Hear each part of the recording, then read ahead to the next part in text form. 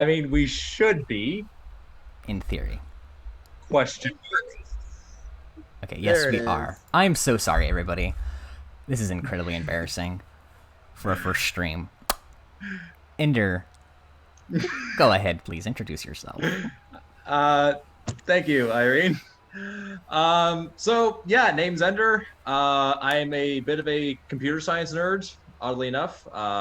Huge fan of TTRPGs, and my first introduction to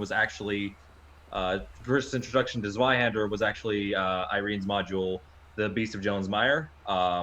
Really, really awesome module. As far as what I've got going on, I'm writing an Among Us fic that I might be posting to various places. It's known as Hostile Environment. More info on that to come, but other than that, not really a whole lot going on right All right, Magpie. Go ahead and introduce yourself, please. Hi, I'm Magpie. I don't have a whole lot going on. I'm also a computer tech person. I do have an art Twitter that is currently inactive. I've been dealing with a lot of things with college and finishing up, hopefully, my senior year. We'll see. And that Twitter is Hyperion Arts. I don't know if we can drop that in chat or somewhere where it's like text based, so I don't have to spell this out because we're going to be here for a while if I do. Um, I think it's Hyperion Draws, Yeah, actually. yeah, That's it. Hyperion Yeah. Draws.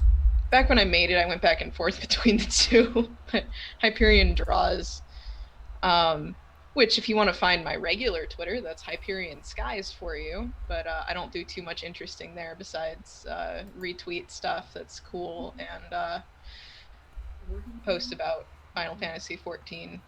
now. So that's me, I think. I just realized I forgot to drop my Twitter. That's Ender underscore CS 2020, I believe. Mm-hmm. So yeah, follow me for the occasional TTRPG thing or whatever I decide to post when I actually decide to post there. Oh, that's what that is. Okay. All right, Mr. Puddins, you got stuff to plug, don't you? Yeah. Hi, I'm Mr. Puddins. You can find me on Twitter at Mr. Puddins, and I tweet usually about TTRPG stuff. I do a lot of TTRPG actual play over on Chromatic Chimera, where I help run things and make games happen. Where one such game is we have our own Zweihander campaign going on right now on Friday evenings. Bloody Portrait, a vampire occult horror set in Renaissance Florence, Italy. It's definitely worth checking out. But I'm excited here to play some it's not Blood Bowl exactly, but Blitz Ball. All right, Remnant. Hi, I'm Rem or the Remnant, and I have a Twitter. It is not safe for work, so I'm not gonna plug it. I don't run any social media. I occasionally will stream video games I'm playing onto not Steam, fuck it, Twitch, under the same name, the Remnant or the Rem. I play TTRPGs a lot. I love playing them. Highlight of my day is looking forward to these games. I don't have much else going on in my life outside of that, so yay. All right, and of course, I'm Irene. You can catch me on Twitter at DMIreneDB. I also stream on my own channel at DM, which is just twitch.tv/DMIreneDB. And you can catch me on Zweihander on Wednesdays. And as Ender said, the Beast of Jelensmeyer. That's the thing I'm excited for that to be coming out. I'm also like I'm in Lowborn 3. I helped set up a LGBT in a Grim and Perilous World essay on the Grim and Perilous Library as well. Yeah, so I mean, I think that's basically everything big to push today. So, y'all have played like one session outside of Mr. Puddin's. Y'all have played a session of Zweihander before, right? Pretty much, but like, Yeah. what y'all did Yes. was y'all in Hyperion's case, they played with a pre-generated character that I made for the campaign. So what we're gonna be doing today is we're gonna be rolling your guys' or y'all's ability scores, and plugging them into the sheets, and I'll help you all with that.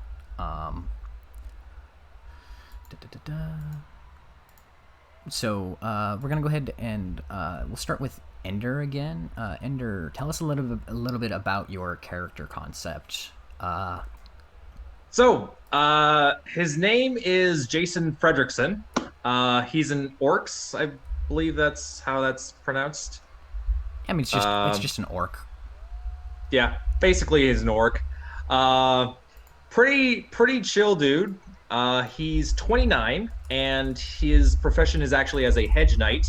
Before he got into the whole rookie blitzballer thing, he was actually serving as a mercenary, going between various factions and patrons. And he realized at one point that, you know what, this is kind of a little bit not great because I'm just going between factions, fighting over the same piece of land for maybe a higher paycheck.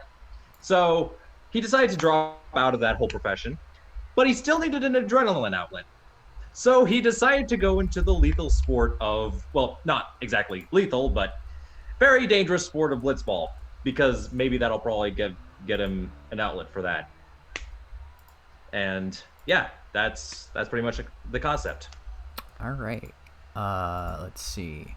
And then we are going to Magpie. Tell us about your character concept, please. So, Cryptoblepharus, Blep for short, is a small lizard folk who was raised by worms and eats a lot of worms, and is very good at cooking, but you probably don't want to ask what's in the pot, especially if you're not interested in watching a lizard folk stick their face in first just to check, because Blep is not one for making lists and double checking. To keep track of that. So Blep is a camp follower. He's a little small for the actual blitzball sport, so he's more of the water boy who makes sure that everybody's eating properly and brings out the Gatorade or whatever the Zweihander equivalent would be for electrolytes for the players. So that's Blep. Gatorade actually sounds like a thing that might exist in like a completely different context. Oh, it exists. If it does, Blep probably made it. It exists. Blep made Gatorade, can confirm. All right, hey there, Zona. Mr. Puddins, do you have your character concept solidified yet? Kind of, for the most part. Bartholomew B. Blitz is an ogre, and Blitzballin's been in the family for generations. And he didn't always want to be a blitzballer. He kind of wanted to go off and do the whole be a hero thing, but like his dad's like, no, that's a terrible idea. Everyone who goes on adventures in Zweihander dies, so you're gonna be a blitzballer instead and maybe not die. So that's how Bartholomew ended up in the league, and I'm thinking someone big, chunky, and probably plays like linebacker. Perfect. All right, and Rem, what's your character concept? Tell us about your character. Okay, so my character is named Rie, or Rien. You'll hear me say both. They are a hedgewise and an elf. For the longest time, they lived out in the swamp. They did all their shenanigans in the swamp by themselves. They've been isolated for most of their life, and for one day, they were just like, you know what? I'm gonna head on into town. And the first interesting thing they saw was an advertisement about blitzball. So they're like, you know what? I'll try that out. And so now you've got this scrappy young kid with no manners in a game that's all about violence. And I'm sure it's going to end well. It's going to end so well. It's going to end bloodily well. We're going to have a bloody good time.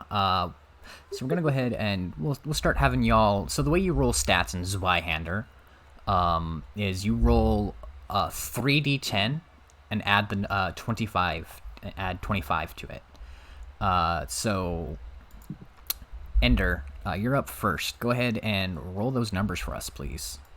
Alrighty. Probably gonna have to do Control C, Control V a lot here. Well, what you could do actually.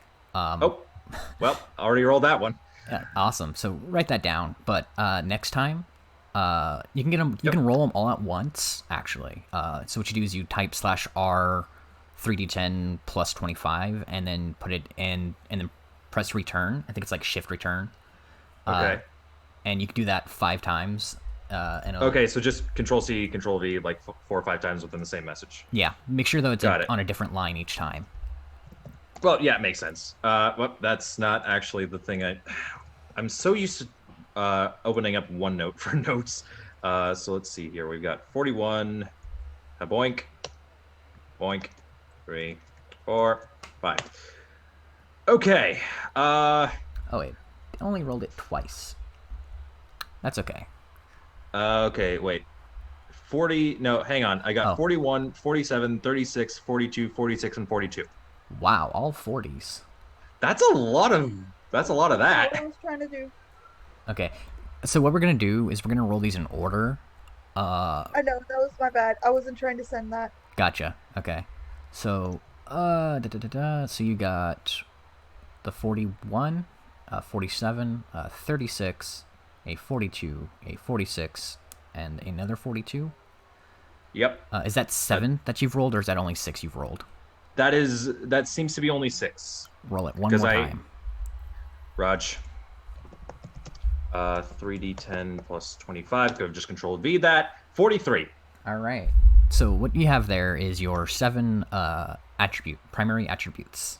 Because remember, perception is a primary attribute in Zweihander.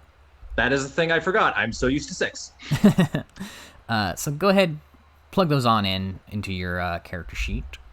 Right. While you're doing that, local magpie, it's your turn. Go ahead.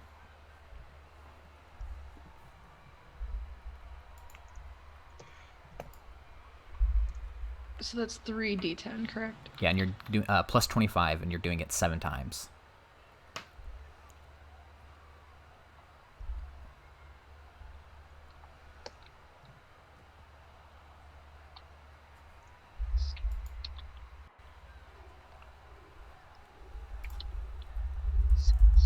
I think.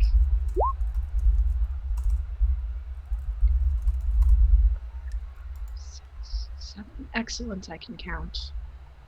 Alright, so that should be 7. Oh, look at that. You've got a 53 there, magpie. Oh, damn. That's impressive. Excellent. All right, so that's a 48, a 44, a 43, a 53, a 42, a 34, and a 40. Perfect. All right. Mr. Puddins, it's your turn. Sure. Can I get a sheet in the R20? You can, in fact, get a sheet. Thank you. As much as I love doing the pen and paper, it's exactly how you do it, right? Just pen and paper, just old school. There you go. You got a sheet. Thank you. Perfect. Alrighty. Alright, so just gotta roll some d10s plus 25. Let's see if I remember how to do. I remember how to do it.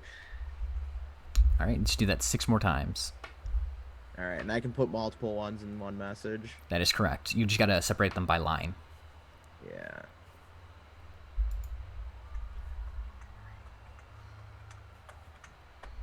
And 41. I did it wrong. Whoops. I always do that where I'll get it right once and then.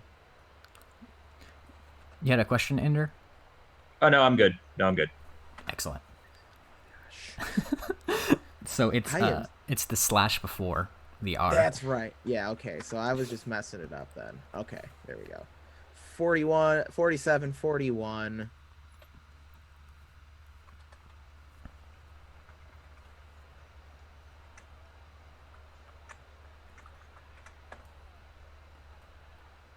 There right, now I think I've got it. All right. So you got a 47, 41, a 40, a 48, a 35, a 46. Is that 7? 1, 2, 3, 4, 5, 6. Oh, I need one more. Yeah, just one more. There you go. Ooh. Oh, that's not good. All right. And just put them wherever. Yeah, put them wherever. Because I don't care that much about the Grim and Perilous method that way. Kind of boring to me. Rem. Oh, your, my turn? Your turn, yeah.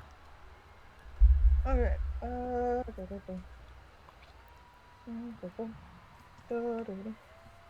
Why you not do the thing? There we go. I'm trying to get it to do this.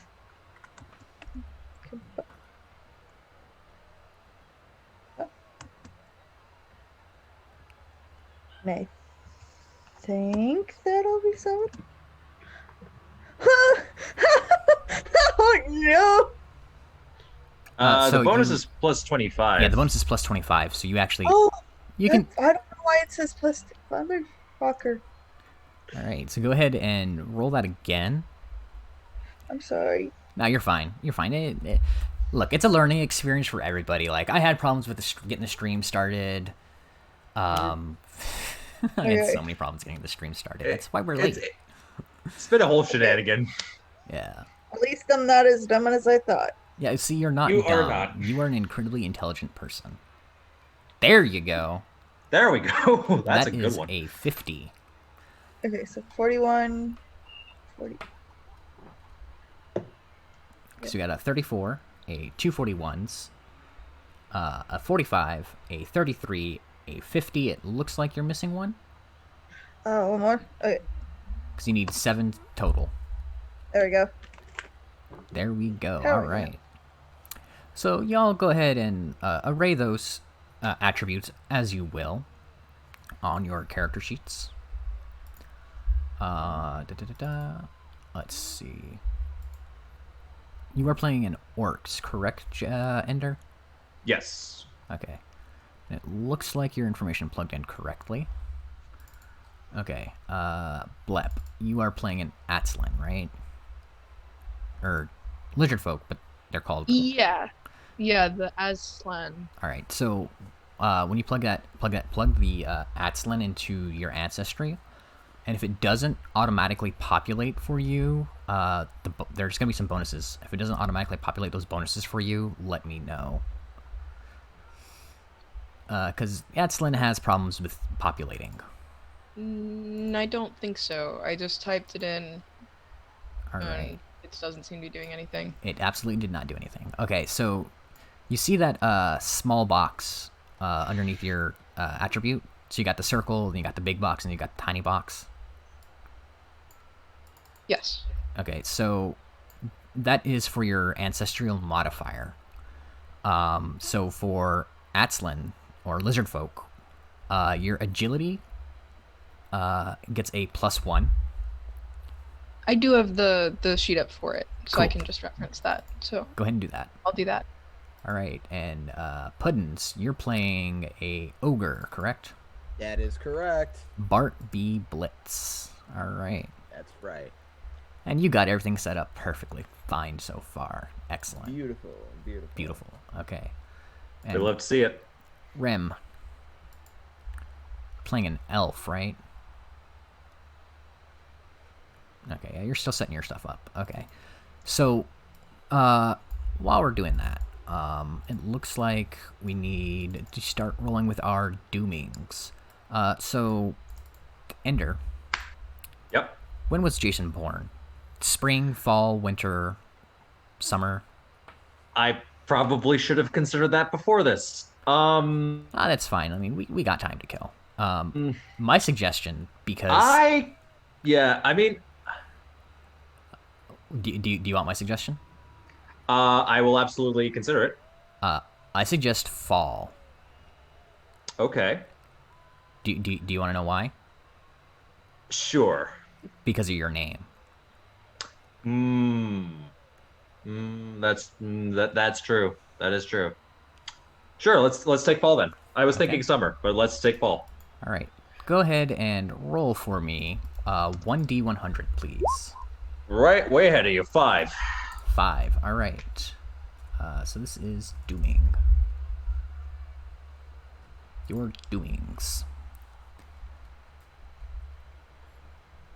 There we go. And we said fall, correct? Yep. So for 5, thy skin shall darken as if soaked in ink. Ooh. That sounds like frostbite, but Right? darken as if soaked in ink. Ugh, that's You know what else Ooh. sounds like? what? The bubonic plague. Ooh. It does. Ooh. And do me a Both favor. options are possible. Yep. Write that number, that 5, write that down, please, as well. So 05. 05. I'll put that in my background just in case. Perfect. Okay. Magpie. What season were you born in? Summer. All right, we got a summer baby here. Go ahead and roll that D100, please.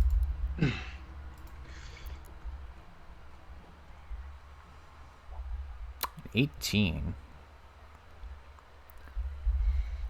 An 18. Up from the canyon. Soar. Oh, wait. Wrong one. Here we go. 18. They will come as twins and leave as triplets. And go ahead and mark that 18 down, please, as well, in your background.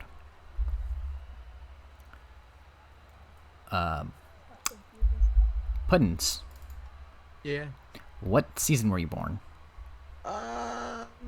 Winter.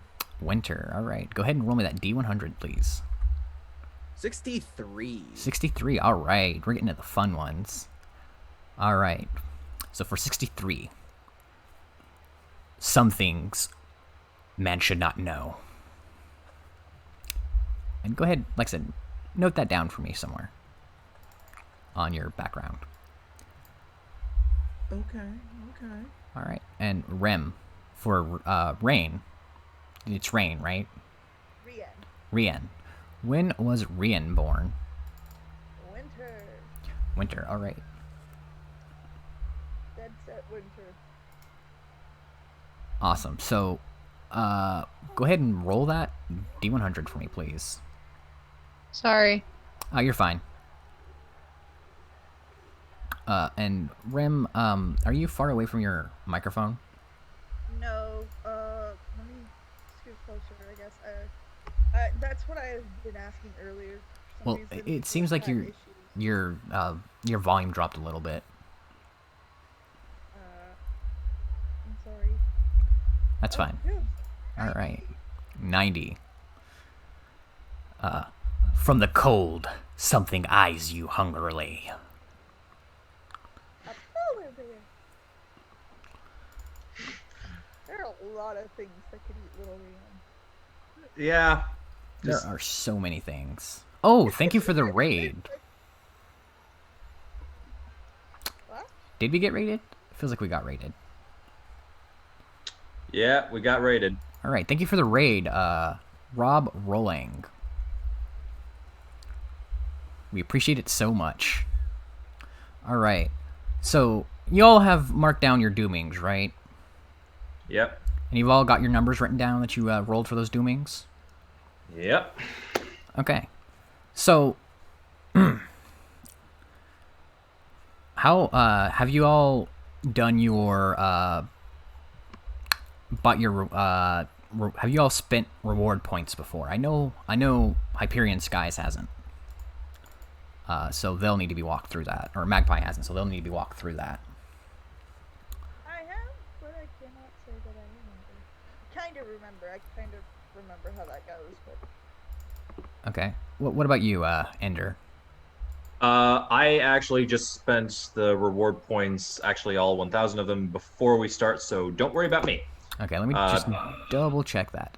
1, Yeah. 2, 3, 4, 5, 6, 7, 8, 9. Perfect. Okay. What about you, Mr. Puddins? Did you? picked a profession. I'm about gonna spend my reward points here. Okay, and you know how that's done, right? Yeah, so it's like pick 9 things. Like pick your class in 9 things, right? That's correct. Yeah. For Rim and Magpie, go to your rewards and tiers section. And when you're there, you'll see it'll be a little. You'll see at the top. You'll see current reward points and total reward points. Put 1,000 in current and total reward points. Once you've done that, go to the basic tier, and you'll see where it says profession and trait. So for profession, you're going to put your profession there. So for Magpie, that's a camp follower, and for Rim, that's going to be a hedge wizard. So you put your profession's there, and then your traits. So just put the name of your trait in the box that says trait. And then deduct 100 reward points from your current reward points pool. And trait is the professional trait, yes? Yes, Not that's correct. It's your professional trait. And then once you've done that, open up your profession and start filling in the skill ranks and bonus advances and talents in the table there. Okay.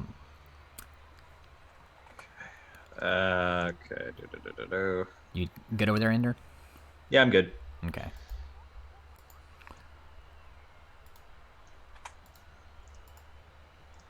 All right.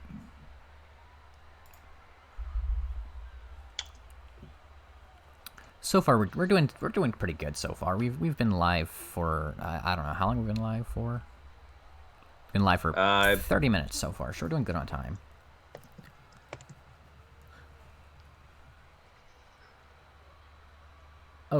Oh, you bought misfortune points. Awesome. Unfortunately, we won't actually be using them this session, because this session is mostly about getting characters, and then if we have time, we will be doing a roleplay of the prologue, if we have the time for that, which I'm hoping we will.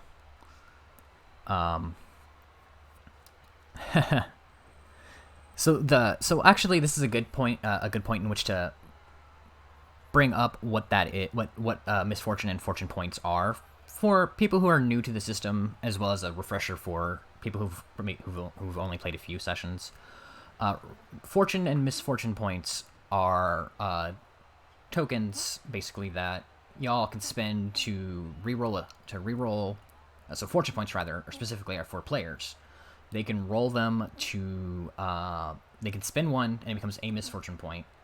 For me, when they spend them, they can spend them to give themselves an extra action point in combat. They can spend it to give themselves a reroll on a skill test that was not critically failed. They can spend it to... what else can they spend it for?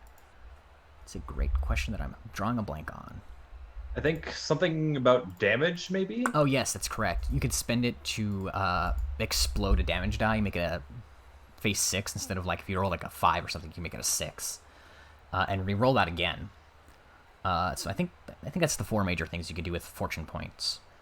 Misfortune points, when they become misfortune points, that means I can use them against the players and roll them against the players to do the same things. The way I play with misfortune points and fortune points is they return when I spend them as a misfortune point. So it's like an ebb and flow type thing. I do that. Yeah, That's what I do. Because it really encourages people to encourages people to use them.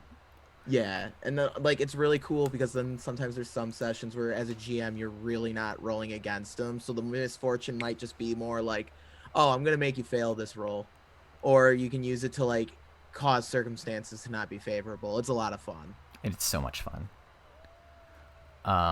Let's see. I went with Pugilist, by the way. Pugilist. Oh my god, that is my favorite one. It's so, I'm like looking at it and I'm like, oh, this is so cool because it's just about like putting people in chokeholds. Absolutely. And punching them. punch. And I Just love it. smack in the face. It's like it's actually really good if you don't have the main gotch supplement. It's Yeah. the perfect blitzballer class. Yeah, I was thinking of making Jason a pugilist, but then I saw Hedge Knight, and I'm like, I actually have an idea for that. I mean, it's still good, right? Like a hedge knight's still good. Like I can basically make people defenseless until I neutralize them. Yeah, exactly. And that is really great, especially if you're playing a blitzballer. Yeah, exactly. And then also people can't flank me, which is great. Well, I mean they can, but they don't get any bonuses out of it. So Right. Honestly, you know what? Yeah, I'm gonna take all my talents at level 1 because like all of the talents for the pugilist are so good. They are. How do you know what the talents do? And also, what do I put in bonus advance? Do I just type in literally what's in the yeah, pretty much just type Question in what's in the table. do I just type in BB? Yeah, you can type in BB if you want, or I can explain what those are. So for those bonus advances, when you look at your I'm trying not to swear so much. I apologize. When you look at your skills and attributes section, you'll see you have your combat bonus, brawn bonus, or your combat, your brawn, agility, so on and so forth. There is that second that big box is your that's your bonus, that's your attribute bonus. So for combat, looking at your sheet, your combat bonus is a 3.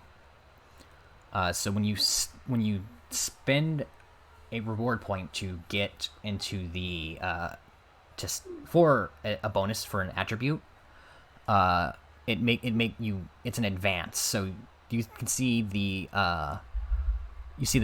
section that says advance, and it's got the 6 dots below it. Yeah. So you would just click one of those dots, and it would advance your attribute for you. Okay. So that when you spend it, of course. So basically, what it does is it makes you better at the thing where it's important. So like for combat bonus, if you put your combat bonus usually determines what your damage is, unless it's specifically a what's the word I'm looking for here? Unless it's like pummeling or finesse, certain weapons qualities change what attribute you use, or what attribute it refers to for the damage. So I think I'm still a little confused because, like, this says martial range, but it says the advance is with FB. Okay, so your martial range is under combat. Okay, so with that's the best way to look at this is to look at it as 2 separate tables. So you've got your skill ranks. Right, okay. as one table, and then on the other table you have your bonus advances and your talents. So it's not when you buy the advance, you'll click on the dot to the right hand side of the attribute bonus that you want to buy. So for example, if you wanted to buy the brawn bonus, you would just click this dot here like that. So the rows are not entirely related. Yeah, they're not related. Ah. Okay. I didn't set these up for Clay Henry and Co. because like that was a one shot, and it was more important to just get the information on the one page, since y'all weren't actually buying the advances for those characters. Okay. That explains a handful of things as well, because I wasn't sure what Strongjaw had to do with tradecraft. Yeah, no, It doesn't. No, it has nothing to do with tradecraft. tradecraft. That makes a lot more sense. Okay, thank you. All right, and Rim, do you have any questions so far? Good. Sorry? I'm not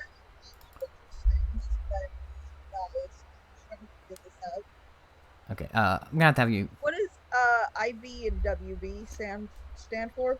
So that'll be intelligence bonus and willpower bonus, respectively. Okay. those are both very important for you as a caster. Specifically, willpower bonus governs spell casting. It governs incantations specifically. Okay.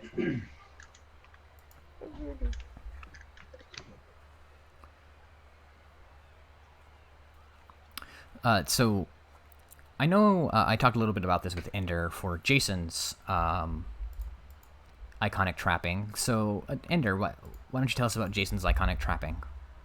So, his iconic trapping is actually a fedora that smells very faintly of smoke, almost like someone burned it. Um, don't know if you want me to give away anything more than that. If you want to, go ahead. I mean, this is a one shot, so Fair enough. It was an inheritance from his dad. I'll say that. Mm-hmm. So, yeah, that's that. That's that. Okay. Magpie, do you have any? Do you have an idea what your iconic trapping is? No. All right. I have no idea. Want to come back to that later then? Yeah, and I might need help with ideas. I don't know if something cooking or worm related. I mean, it could be a. So actually, I just watched the film The Waterboy this morning, as part of my preparation for today, and specifically because your character is a water boy. At the beginning of the film, Adam Sandler's character. Oh, thank you for the posture check, Ender. Make sure everybody sit up, stretch, check your posture. So for the As up as I go. Waterboy, as I was saying, the Adam Sandler's character had on his back this giant water cooler that had some hoses connected to it that he could spray into water cups on the go. So maybe you have something like that. That would be adorable. Sure, that works. I just have the Gatorade on my back. Yeah, the Gatorade. Made with real gators. Or maybe fake gators. I don't know which is worse. But Does it matter? Made with. I don't know, maybe does it matter to your characters which one it is? Are you gonna be asking him? I mean, maybe, but more out of curiosity because Jason literally does not give a damn. Are Girl Scout cookies made with real Girl Scouts? Maybe. In Zweihander, maybe. Zweihander, yeah. Mr. Puddins. let's get this on before it gets too dark. Mr. Puddins, do you have an idea for your iconic trapping? So I'm just gonna full ass lean into the football trope, the whole football player trope thing. I'm gonna go with the old sweaty gym socks of an old blitzball legend, right? And the legend is they've never been washed because my character, he's kind of I kind of guess I want to be good at this, but he wasn't destined to do blitzball, so he needs to get that little extra edge. So he found these old sweaty legendary gym tube socks in a mysterious pawn shop down on the seedy side of town. Of course. Kind of like a Baba Yaga hut in the middle of Florence, Italy, just to reference my campaign I'm running. So that's what I'm thinking. I know it's super specific, but I'm kind of sitting here thinking and I'm brewing out. I'm gym socks. They've never been washed. That's the trope, but they're legendary gym socks. I know which blitzballer has them, or which blitzballer these came from. Who? It's an ogre, a fellow ogre, because you are playing an ogre, right? Yeah, that's right. A fellow ogre known as Triple H. Triple H. I thought you were going to reference somebody. I know what you're referencing. Wait. Reference. I could have sworn I thought that was going to be someone else. And in Triple H's memory, I shall score the winning touchdown or interception or sack or whatever is going to Perfect. Rim, do you have an iconic trapping yet? I can't decide between the hat staff. Um, Well, you are a spellcaster. And we can say that your hat is probably part of your clothing pack. yeah. So it's probably your staff. Okay, so the staff is something they made by hand. It's got little carvings on it that they've done intricately by hand by themselves. And the skull that sits on the top of their staff was actually their dear companion. It was their companion for the longest time. It was shortly after they died that they left the swamp to go mingle because they got lonely. And what does this? What is this skull? It is. It looks like a deer skull, but it's just too big. It's just a really It is chonky deer skull. very large deer skull. It looks like out of place with someone as small as Rien. Of course. All right. All right. So, does everybody got their iconic trappings? Yep. I actually put that in the character sheet. I definitely didn't forget that. So what you could do for that, Rem, is you can make that a quarterstaff, which is a weapon. Cool, I can I don't bonk really- people with it. I don't really know what to make mine exactly. Would that be like just kind of like a pair of like? Yeah, you would probably just put like dirty Triple H's dirty gym socks in your field, in your trapping section rather, because it's not really a weapon or anything. It's just it's just a thing that Bart has. Yeah, it's just a thing I got.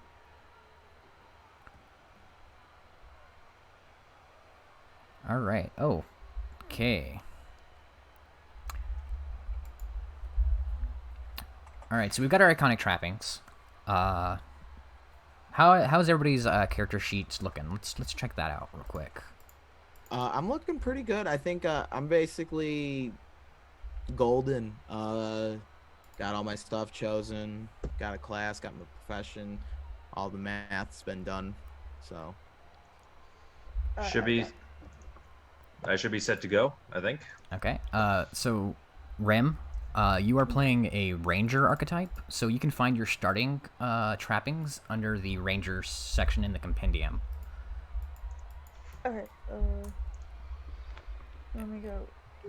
And then let me check. Anyway, so. Blep. Okay. All right. So Blep, it looks like you spent your reward points, correct? Oh, you're still spending them. Okay. I think I've just finished. Maybe. Wait, how many do I get? You get 9. I get 9. Yeah. I have to spend 2 more. It looks like 1 more. 1 more? 1, 2, 3, 4, 5, 6, 7. Well, I just added an 8. Yeah, so 1 more. I miscounted things. It happens. So your talent. I've got the skills list open, so I'm trying to figure out what some of these do. So you might want to get maybe simple or martial ranged. So simple ranged is like slings and stuff, hunting bows. Martial ranged is like long bows, arablasts, crossbows, weapons of war specifically. So that might be a good idea to get one of those. All right. And so to find your trappings, you are a camp follower, which is, I believe, a commoner, or is it a knave? It might be a knave. Archetypes and professions. Is that somewhere on? I have the profession open. Is that written somewhere on it? It would not be written on it. Oh. It's in the section before that. It's in like. Well, they're looking at. I'm in. The I'm on roll 20. I'm on the roll 20 thing. So. I don't know if roll 20 has a way to. Is there a table on roll 20 to show it? Because I don't think the professions list.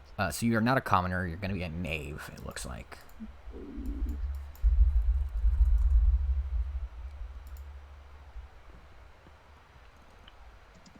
Nope.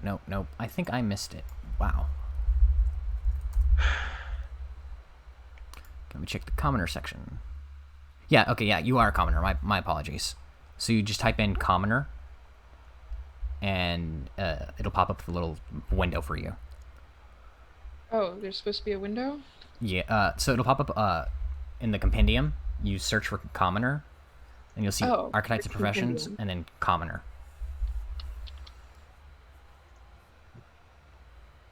Okay. All right, and then you click on the commoner, and then it'll pop out a window for you, and then you see the starting trappings, right? Yeah. Okay, go ahead and fill that out. Okay. Okay.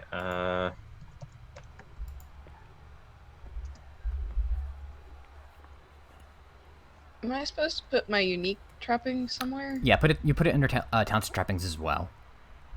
We Okay. could call yours like a back Gatorade or something, back cooler.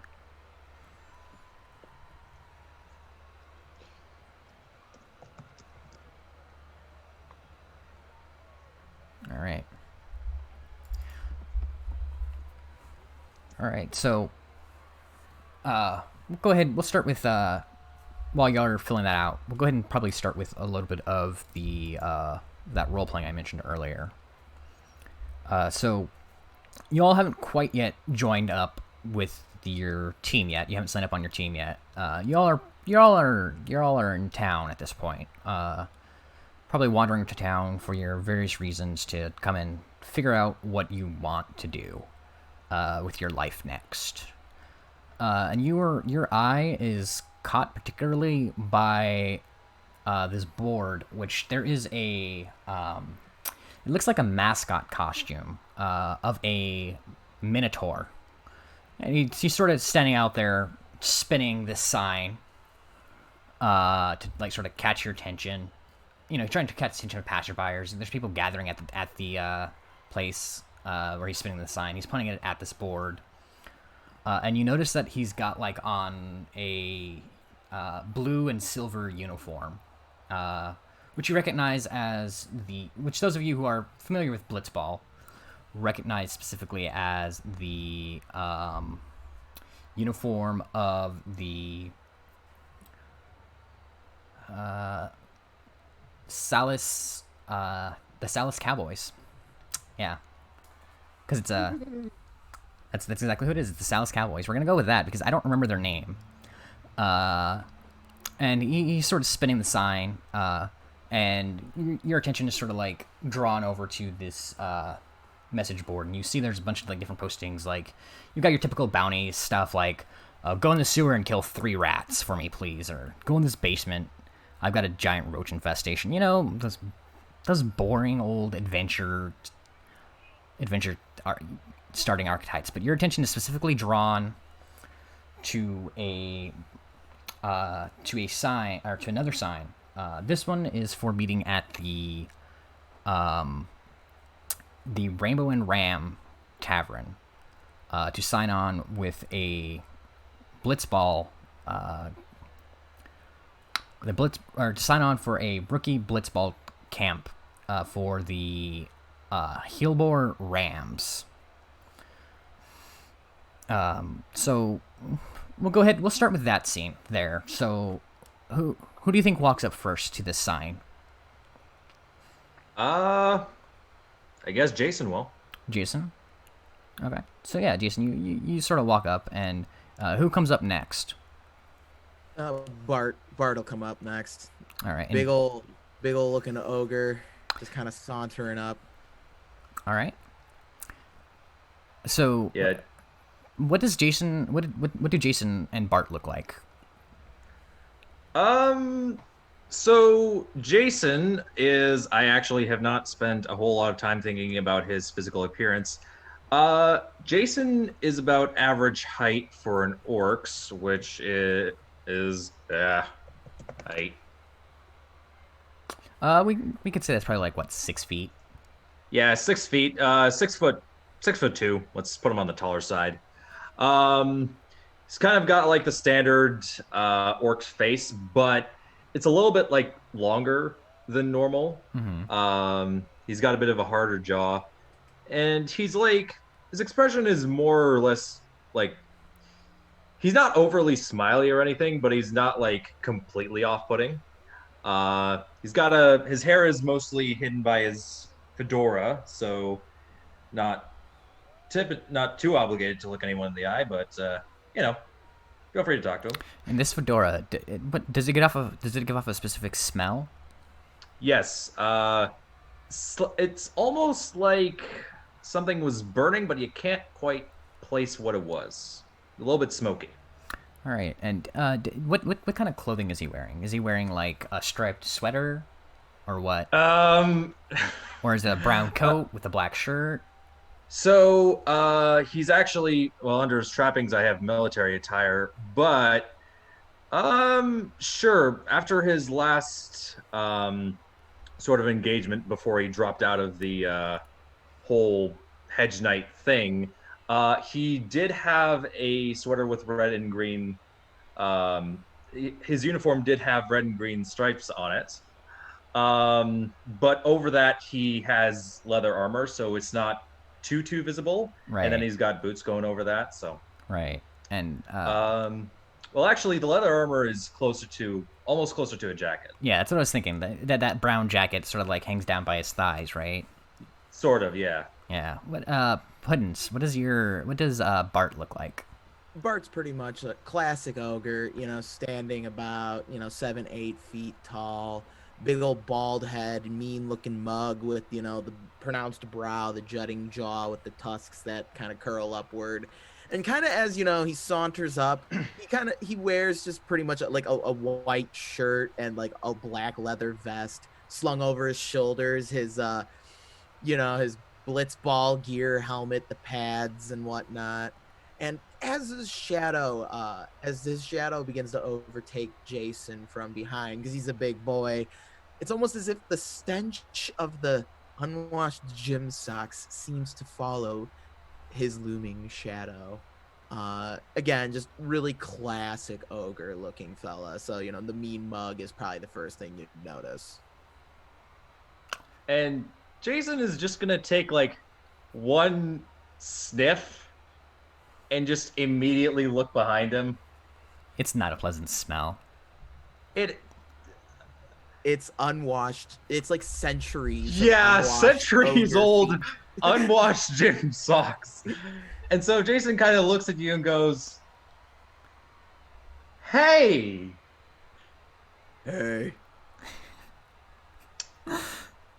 you're for the he kind of points to the board. You're for that too?" And he kind of just like looks over his shoulder where he's like got his like blitzball gear hung over, looks back and just kind of, I guess. And you sort of see the Minotaur is sort of stepping back, and you can't quite make out the expression on the person's face, but you're kind of getting that feeling that they were kind of giving you the dirty eye there, Bart, that old stink eye. Yeah, I'm used to it. I'm just gonna kind of walk up to, I'd like to sign up for the team. And so the Minotaur looks at you and says, and sort of like smells like you can very audibly hear this sniffing. Ugh. Yeah, Salas don't want you, but maybe the Hillboars want you. The Rams. Go to the rank, and they sort of they've got like a thick voice. They in fact they kind of sound like orcs. So they've got this thick deep voice. Hillboar probably wants you. The LA Ram or the Rams want you.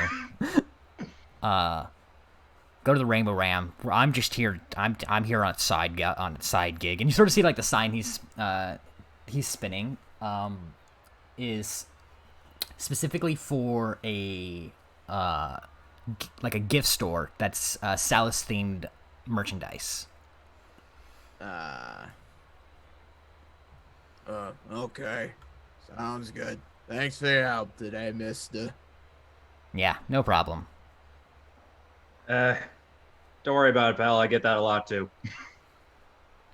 Not every team's got room for the best, am I right? Yeah. So what the hell's your name, pal? Bartholomew B. Blitz, at your service. And he just sticks out the big ol' ogre hand, ready to just make your And Jason meets it, fully prepared to get his hand crushed, even though he's probably almost at your brawn capacity. So they'd probably do like cool guy bro handshake, Yeah, I know. Yeah. clasping the forearms. Uh, yeah, what's your name, son? Jason. It's nice Jason to meet you. Fredrickson. And what position you play? And you see him kind of blank. Like, I play the, and you can see him like desperately trying to remember what the heck Blissball even is. And you sort of hear this Minotaur yell.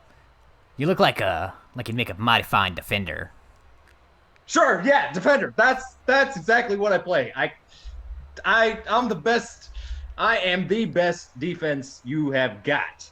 And you're gonna get like the big ol' slap on the back. Oh, looks like we'll be playing on the same side of the field then. Hey, awesome, cool. So at this point, Blep, you're probably not walking up because you're probably actually already employed by the Rams. But Rain,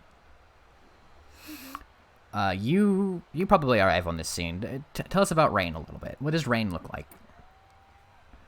Rian is. Or Rian, I'm so fucking sorry. It's Irene. I presume you know what the name means, right? No, I don't. It's French for nothing. Their name means nothing.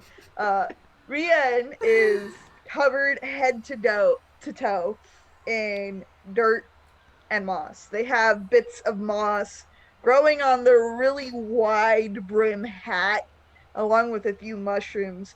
They are barefoot. They have like basic bandage wrappings around the center of their foot. Other than that, they're walking barefoot. They're covered in dirt and moss, but they don't smell.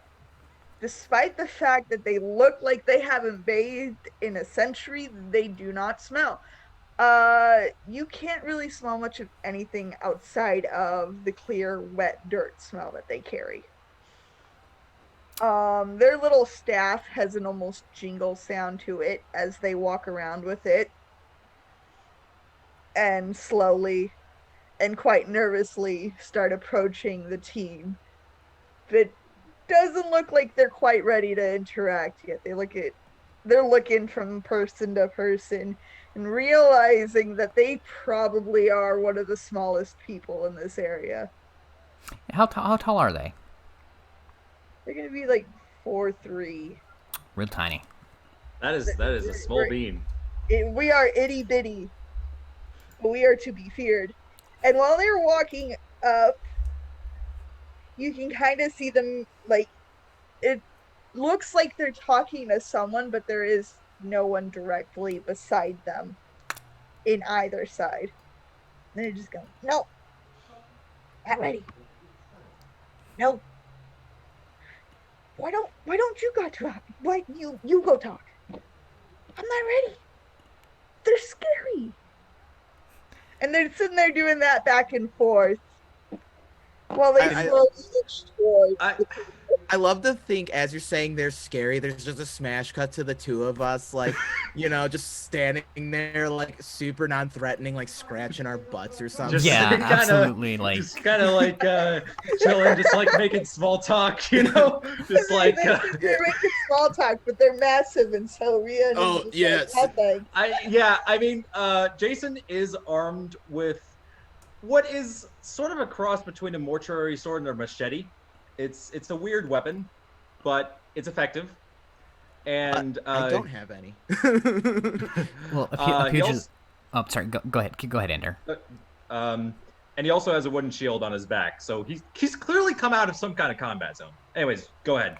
I was gonna say pugilists are warriors, so they would have like a fire and spear and stuff like that. I just decided to just lump that in with my gear, so it's not like I have it at the ready. Gotcha. It's just kind of lumped into the traveling Right, stuff. makes sense. Because I'm gonna just go bare. I'm just gonna go full Yeah. on pugilist, bare hands, bare knuckle just everything. choke holds and everything.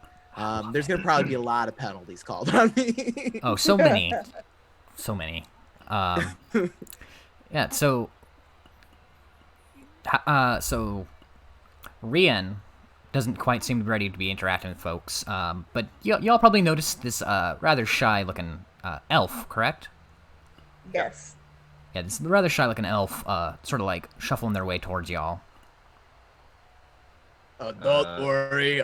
We don't bite. Yeah. Or yeah, no, what's up, kid? They stopped talking. Like they were mid-sentence. And they stopped talking and they realized that they are the ones being spoken to, and they kind of like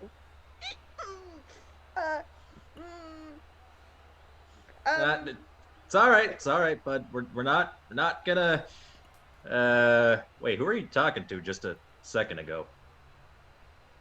no one. Who are you talking to? They get defensive about it. I mean, he just kind of points to Bart. Then I point back to Jason. Well, I was talking to this one, and they kind of just point at themselves. I their forehead. gotcha. I totally get what's going on here. Yep. That's You gotta get your game face on. I completely understand. You gotta get in the zone, and sometimes it requires self-pep talk. Like, Bart, you will do great today on that field and crack many skulls. Please don't crack my skull. We're on the same team. I don't think I'd be cracking your skull. If I am, maybe I drank too much before the game. Maybe I had a couple too many red caps. Ooh, I do like a nice red cap. What is a red cap? They seem very confused. Why do you stink so bad? Actually, that's a good question. Why the hell do you smell like that? And I'm gonna just kind of do the classic stretch the sock elasticity. Well, you see, these are legendary gym socks of old player Triple H. And it has been passed down through many a feats of unwashed ogre feet. And if these socks are washed, the power is lost. Biological warfare. I get you. Do you want to win this game or no? Okay, but why would the socks have power? Why would footwear give you power? And they kind of lift up their bare feet and they look at them, and they look back to you. Have you not heard of Nike? I didn't realize we were doing advertisements. Oh, we totally are. Product placement. We've already named drop Gatorade. We got to keep going, guys. We can't stop there. This just has to be a thing. I prefer my feet on the ground. You haven't ran on AstroTurf then. Or glass. You know, glass would, glass is not a fun time. Oh, I remember the glass field in Detroit. Yeah, it was quite a rough place. The what field? Glass? And Jason has this absolute look of shock on his face as you casually mention something known as the... them, like, what's glass? I've been living in the swamp for the last 16 years. It's probably at this point that Blep, you're probably like, do you think you're probably wearing your uniform? I actually need to get water real quick. I apologize. No, okay. Get your water, and we'll introduce Blep. I did have water. For the viewers, I had water, which I guess you might have seen me sipping on, but I am now out. So that's the issue. I'll be right back. Totally understandable. Same. So, I guess we can continue discussing the field of glass. Which Jason is now very much concerned about. And so wait. No. You had to have missaid that. Field of glass? Yeah, the whole field is like made of stained glass over a large spiked pit. It's fantastic. Great, best field to play on. All the legends play there. That's where we all like warm up. So Sounds we're like a death just gonna completely ignore the fact that people get tackled and then just Jason is just trying to wrap his head around why. Because people love the violence. Rian is still trying to understand what glass can be It's this and why it would be stained. It's this like and Jason's just trying to like describe it. It's this clear stuff, kind of hard, but like if you break it, it gets really, really sharp, and it's also really, really easy to break. I'll So throw a block through a window to provide a visual to our explanation here. yeah, case in point, that. If you throw the rock through the window, I think that might be a good opportunity for Blep to come out. Yeah. Yes! Now that I'm back. Unfortunately, just like bonked Blep on the head, and Blep is very, very salty. So is Blep wearing his uniform? Can the uniform be a vest? Yeah. I mean, he's a water boy, right? So it's probably so he's probably wearing a vest, and it's got the blue and gold with the rams on it. Yeah, and that's all he's wearing besides his boots, which are very oversized. Mm-hmm. He's got oversized boots in ram colors as well, and that's his outfit, is the vest and the giant boots. He's very small. I'm gonna say he's like 3'5". Finally, another. So this small little person lizard like man myself. just comes slapping his feet out, these oversized boots. Like Kingdom Hearts in here. Sorry about that. Oh, that's okay. I don't have to fix that. I don't think. I think that's somebody else's job. That is absolutely let's keep somebody it that else's way. job. I take care of the water. I don't have to do glass. That's Unless you want to great. drink glass, which I don't really recommend, but I can probably do that for you if you want. No. What? No. Under Is that no. possible? Rian is gonna look very. No, it is It's not very possible. hot. Well, It's very hot, and I don't know that I would recommend it, but if you really want to try it, I'm pretty sure I can acquisition that for you. I think you might screw something up. I don't know what you'd be screwing up specifically, but you're gonna be screwing something up, pal. Well, it depends on your anatomy, and that's not really my job to worry about. That's kind of Does your it job to worry really, about whether or though? not you can handle it. Doesn't it really depend on the anatomy? If you're drinking glass. Well, I would imagine so. Okay, but But how? would it be sharp going down?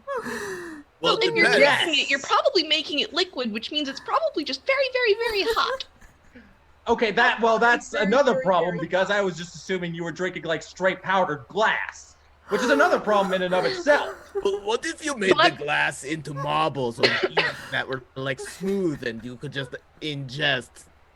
Blep looks very Like a thoughtful bubble. at the idea of powdered glass and now marbles.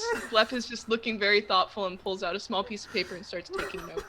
Oh, Why are you taking notes on this? What are you doing? Possibly Well, you take never glass. know when somebody might want something.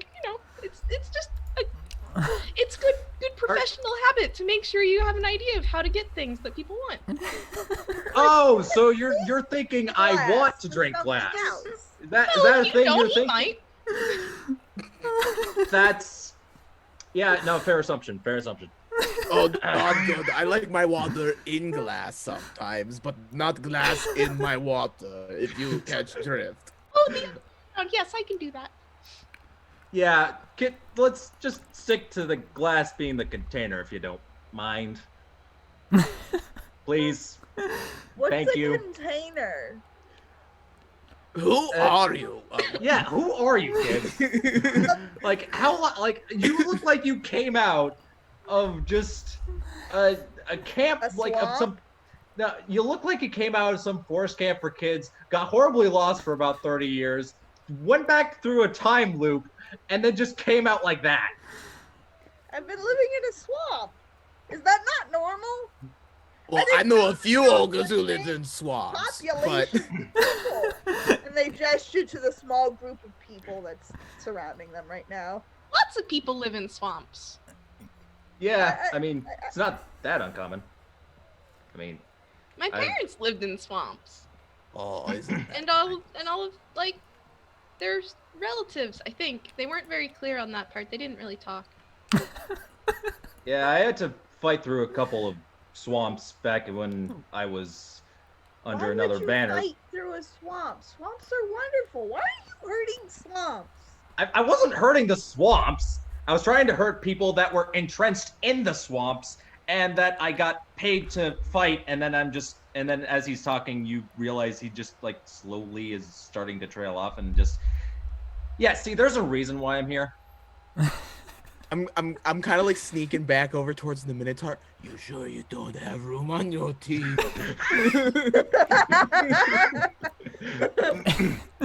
The Minotaur shakes his head. No, unfortunately, we don't. Not for rookies. We already signed on everybody we need to sign on. Oh. All right. Just the resigned. This is my fate. Good luck though. Good luck, buddy. And Yeah, he just sort of like spins that sign some more. And he's trying to make sure he's definitely upwind, or is it downwind? He's trying to make sure that the wind is not blowing in his face wherever That Bart would be is. upwind. So yeah, he's upwind of Bart, like positioning himself to be upwind of Bart. Okay. Brienne's gonna go, what? I'm not being weird. They're weird. I don't know. He's talking about fighting swamps. Glass. Now- Containers. Containers. What? I don't know. Hey, kid. Don't give me definitions. Kid? Hey. I'm sorry, I can't hear you. What? What? What? What? Okay, all right. A container is something that holds other stuff. So think Like a like bowl. you're. Why didn't you just say a bowl or a cup? Why you Okay, gotta yeah, say sure, a cup. Perfect. Yeah, exactly. Cup. There you go. A cup is a container. So, Blep, you're here to specifically you're here like to show people where the Rainbow and Ram tavern is.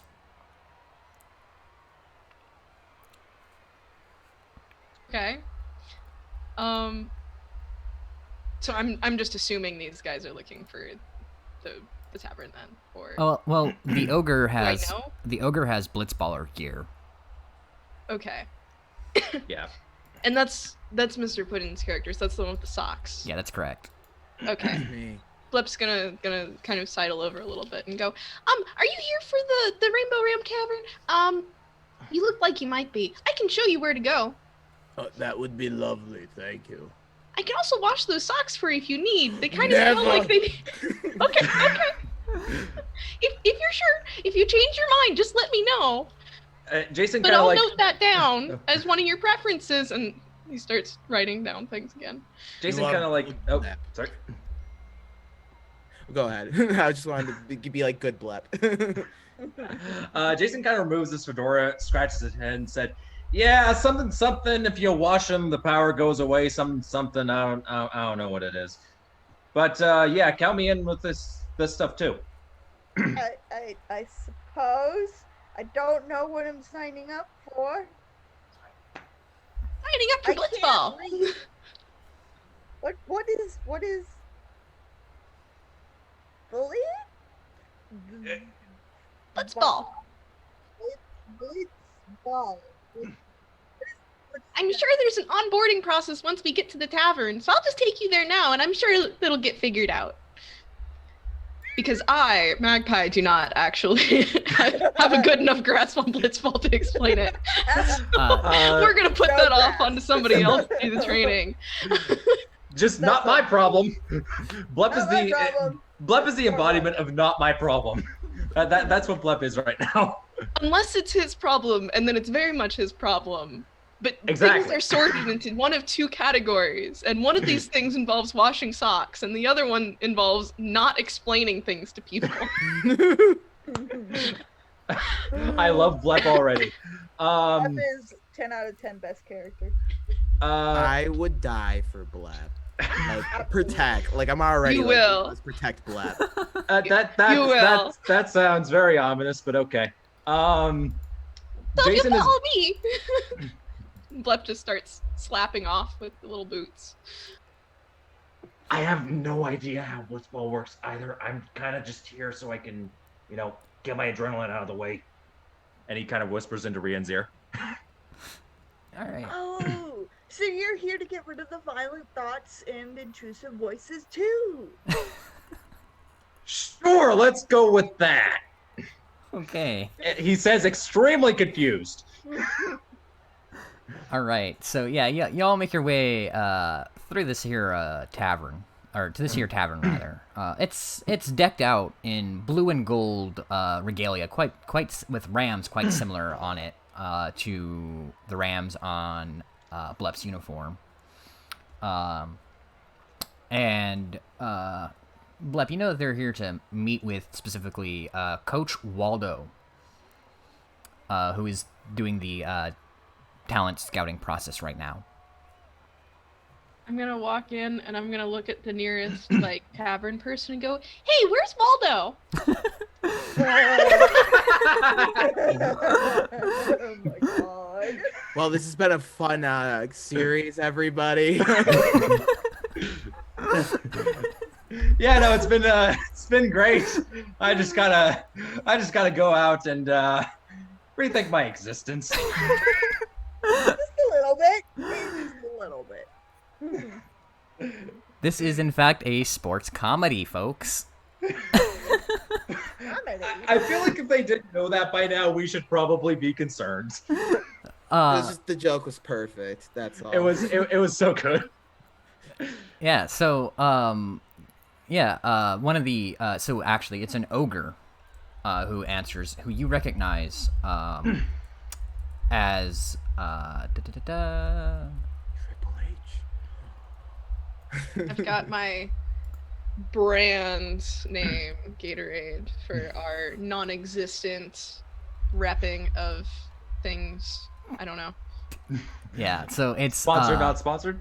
It is Sponsored, not sponsored. Herbert the Hangman Henker, also known as Triple H. He's like, oh yeah, Coach Waldo. He's in the back. You got some rookies.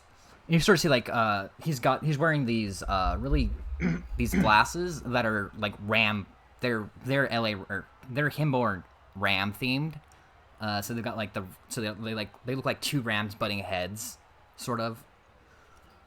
And he just sort of like looks over at you uninterestedly at the group of you, and says, "Yeah, Waterboy, Coach Waldo, he's in the back."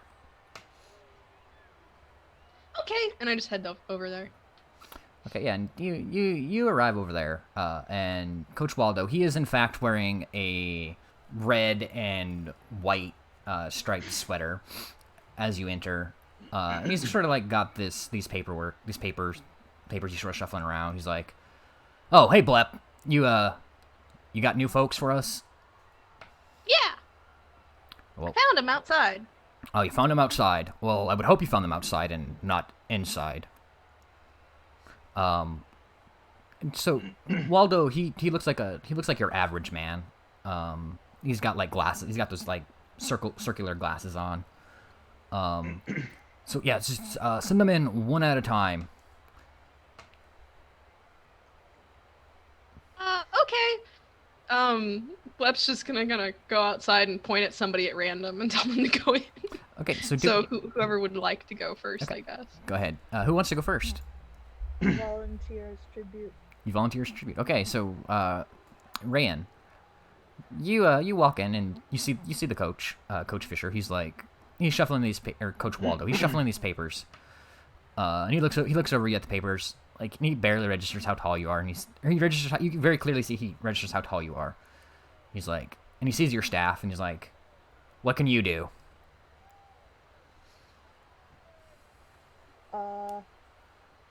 I can bonk. You can bonk. I'm also pretty fast. Oh, you're fast. You can bonk and you're Mag- fast. Magic. Oh, and then when you mentioned magic, he sort of like he leans forward, and he looks over the table at you, and says, "What kind of magic can you do, kid?" The kind that hurts. The Kind that hurts. The kind that hurts. Well, can you light people on fire? I think so. Did you pick your spells? No. Okay. I didn't know how. Okay, so you pick 3 generalist magical spells. We can come back to that later if you would like. Yeah. Okay, so you can cast magic. All right. Yeah. So your staff, that I think that counts technically as a weapon, so it's not allowed on the training field. But we might be able to make a case for you as a magic user to, because you probably he sort of like looks it over, and he like spits. Looks like you got some runes carved on it, so it's probably what you use to channel your power. Okay. Yes. All right, so fill out this paperwork here. And what was the number you rolled for your dooming? 90. 90. All right, so he hands you this sheet of paper, and on the sheet of paper, you see there is an application form that says number 90 on it. Go ahead and fill this out. And go fill this out in the tavern itself, and send in the next person. Okay. He's gonna grab it and he looks at it, and in his head he's panicking because I don't know how to write or read. And he kind of just walks out and he's like, "Okay, next person." All right, and who wants to go next? I kind of like glance over at Bart. How do you want to do this? I just push him into the room. What? No rock paper Just, scissors? gently Nothing? start leading him into the room. All right, Lep nods approvingly. it's not my business. So, All right, guess I'm doing this. how much do you look like? How much does Jason look like his father? Don't yell. Sorry. So, I want to say like middle of the road. Middle of the road. Like he's not like if you knew his father very well, like you could see some aspects of it, but he's not like a carbon copy. Okay. So, yeah, Coach, you sort of see like Coach does a double take and says, "Ah, are you Freddy's son?" And Jason kind of blinks. Freddy who? And he kind of takes off his fedora. Yeah, you look like him. That I recognize that hat anywhere. Freddy Kroeger. And Jason kind of looks down at the ground. He tosses the hat on the floor.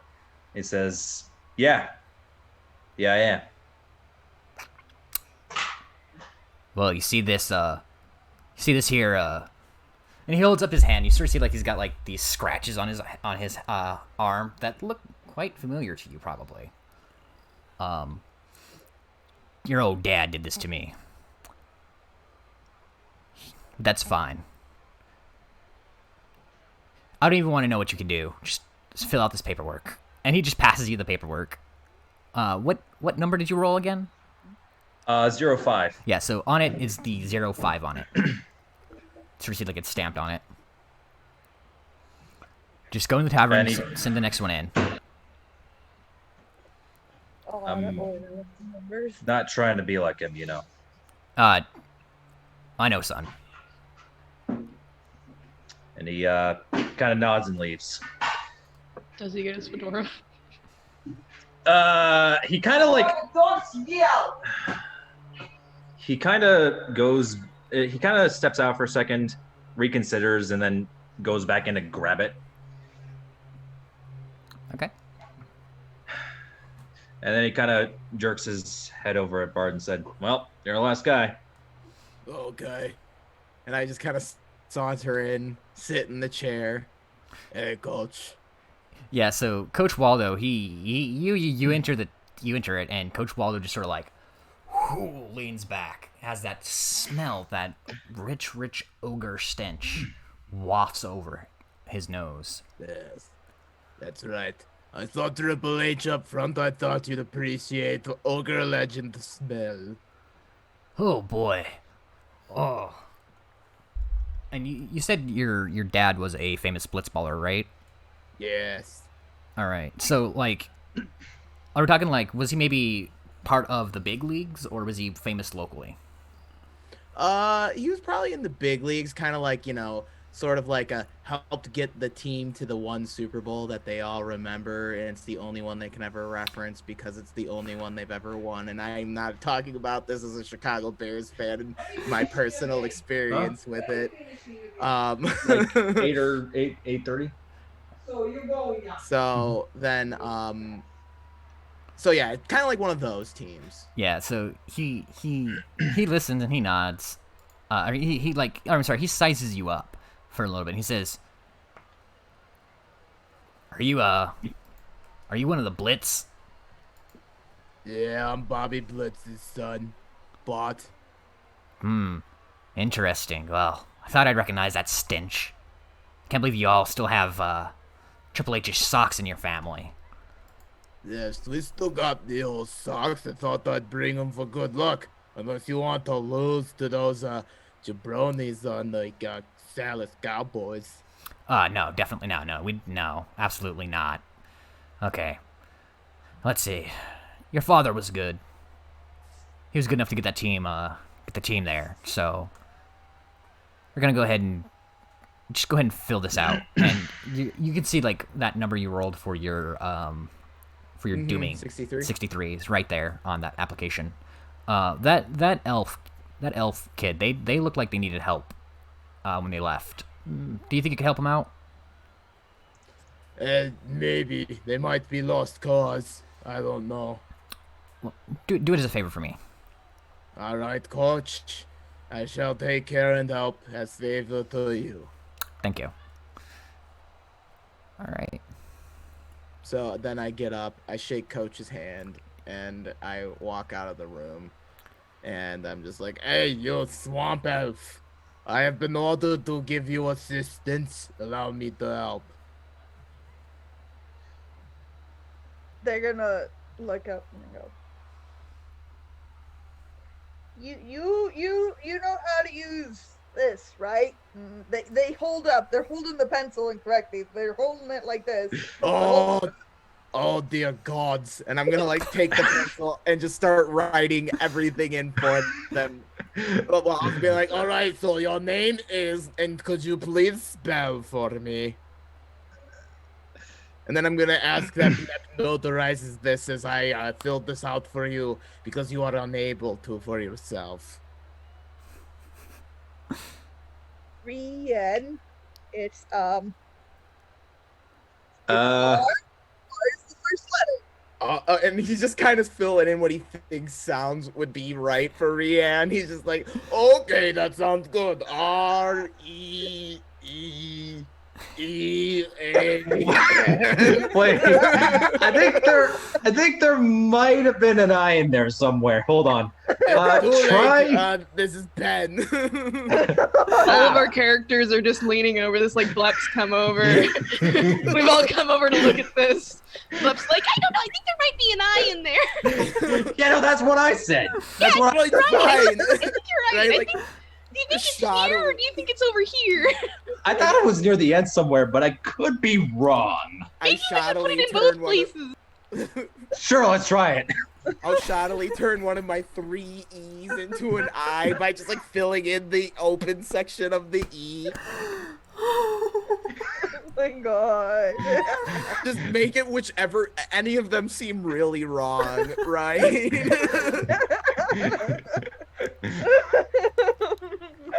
This is why Rian's name gets pronounced in multiple ways.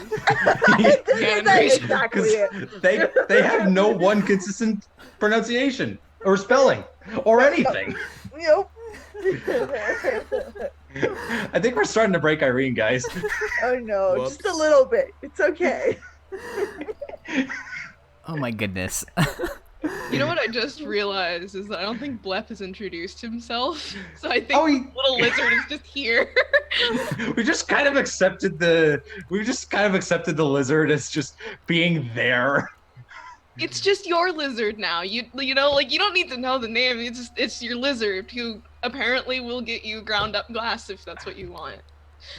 Actually, just so I'm Or not Holton. I'm just so I'm not calling you lizard dude all the time. What's your name? Cryptobufaris. You can call me Blep.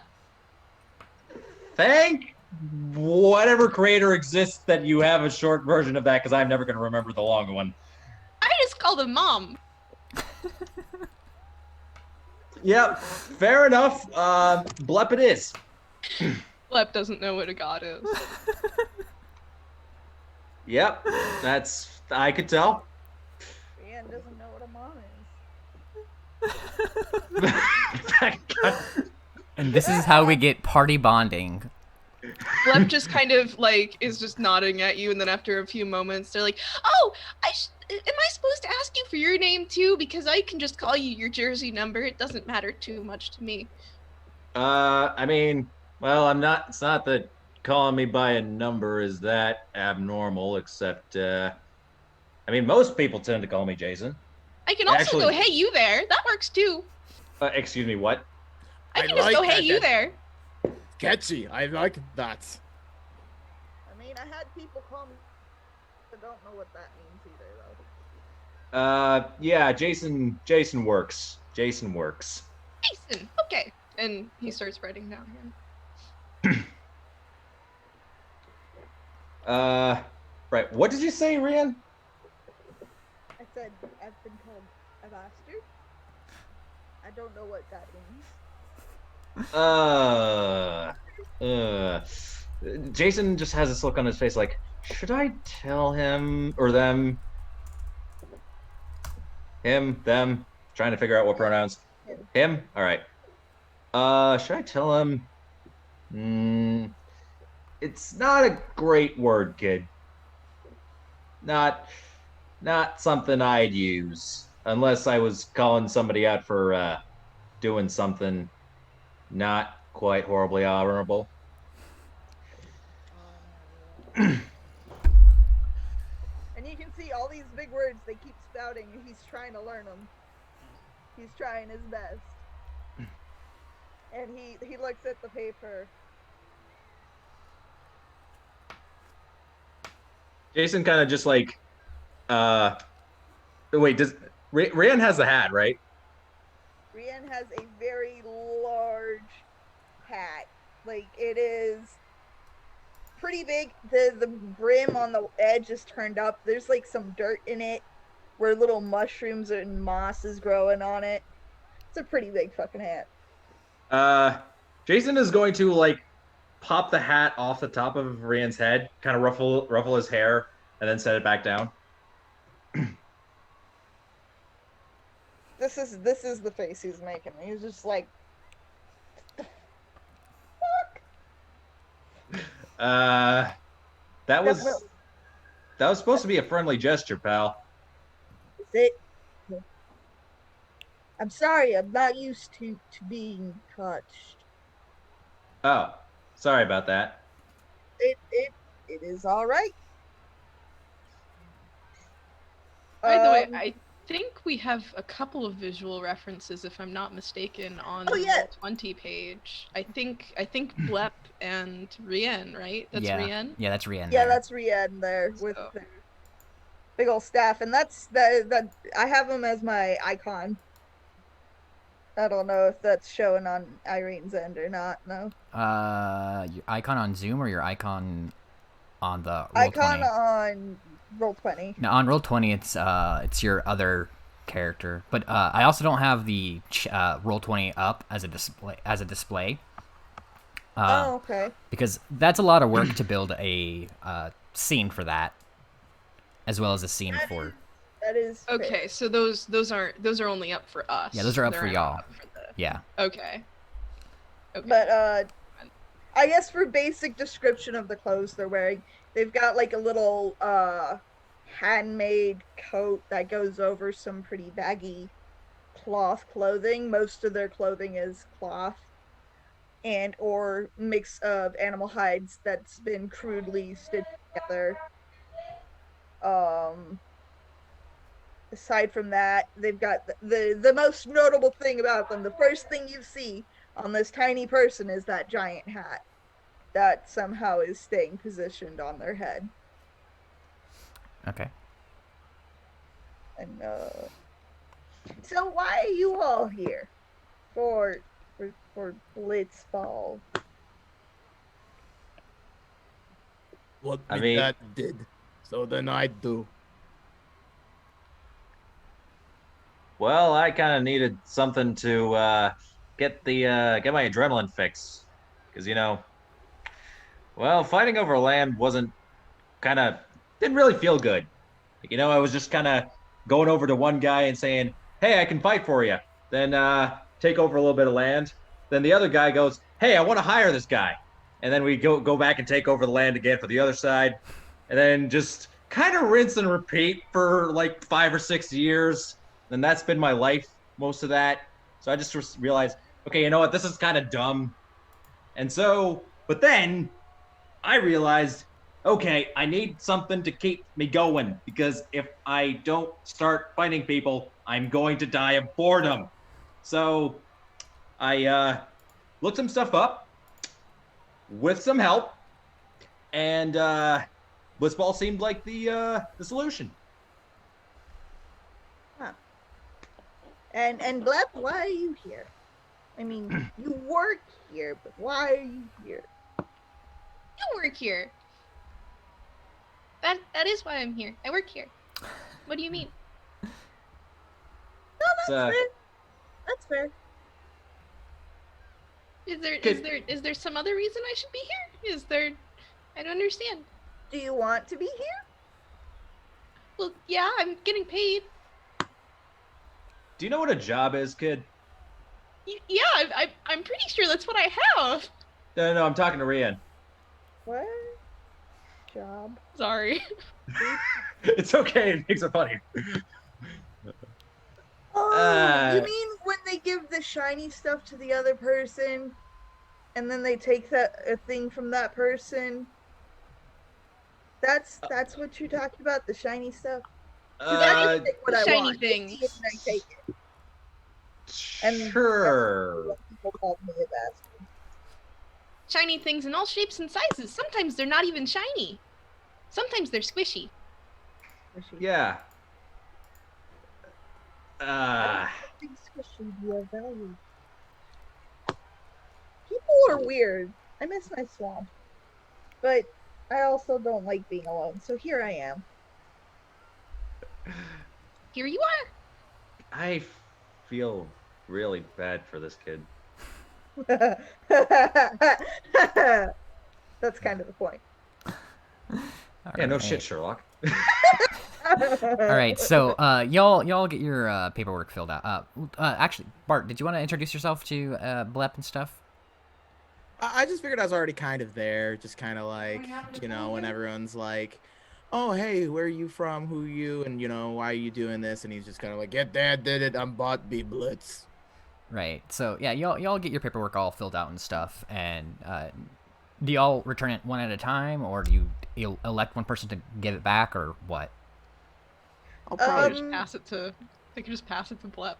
Yeah, that's probably what I'm gonna do. Is just be like, all right, we done. I helped fill out. You let boss know that the writing might not be accurate, but I don't think courts will care. No, I don't think so. As long as it's good enough. That's our motto. Is good enough.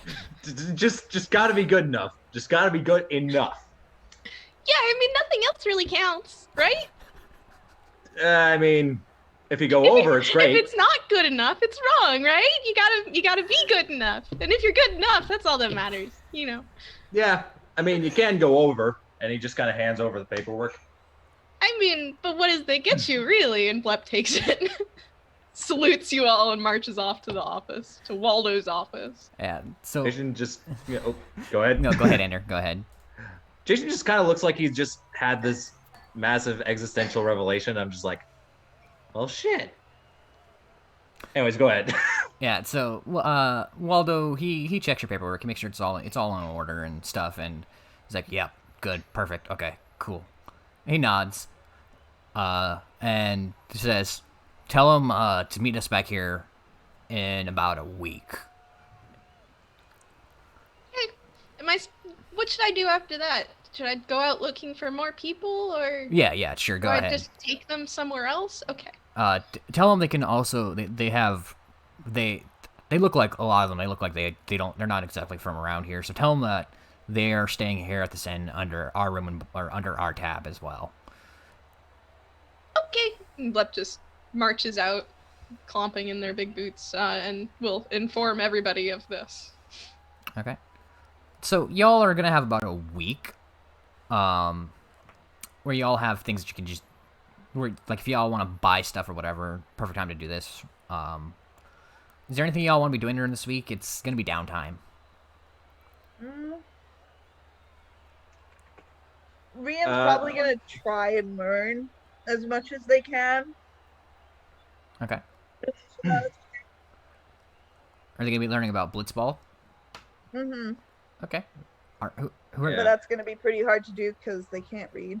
right? But they could probably ask Bart, maybe if Bart wants to tell about Blitzball.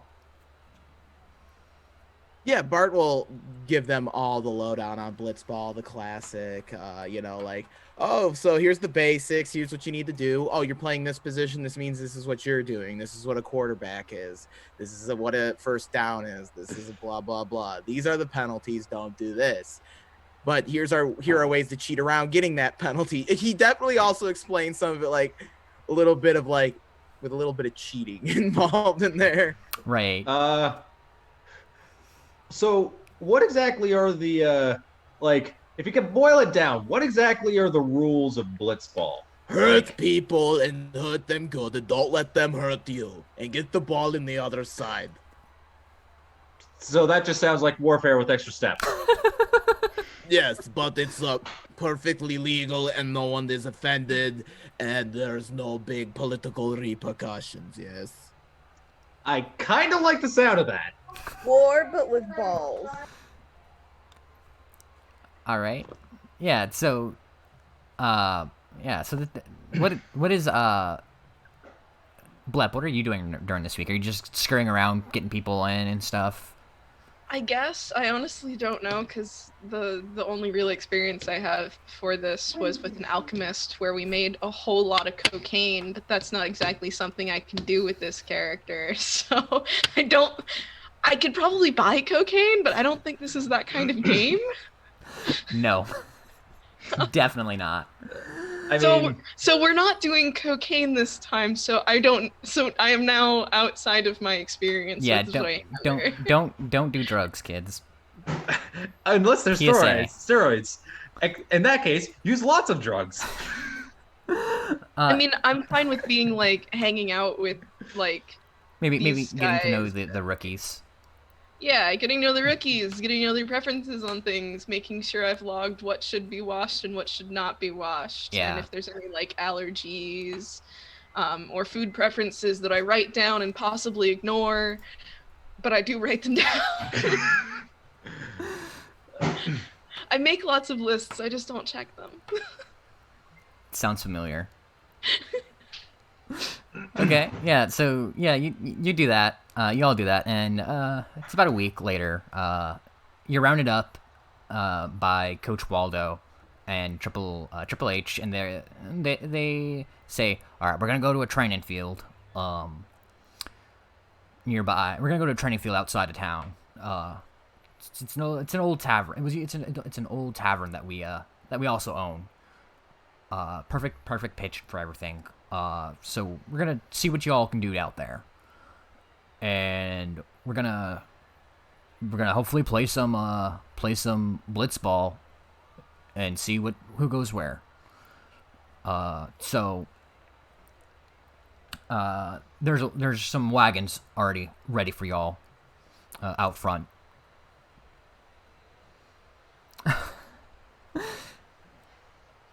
So yeah, I guess y'all are loading up on these wagons. Yep. And like, as y'all are coming out these wagons, they're not your usual wagons. First thing you notice, there are no horses for these wagons. They are big and they are metal, and they have like emblazoned on them like a ram head, sort of like in the front, and you hear this god awful hissing noise as the side of it opens, and this person wearing a uniform quite similar to Blep's leans out and says, "Oh, come on in," and gestures for y'all to come on in. And if this was a real world, this would be a bus, a tour bus specifically. So he gestures for you to come on in.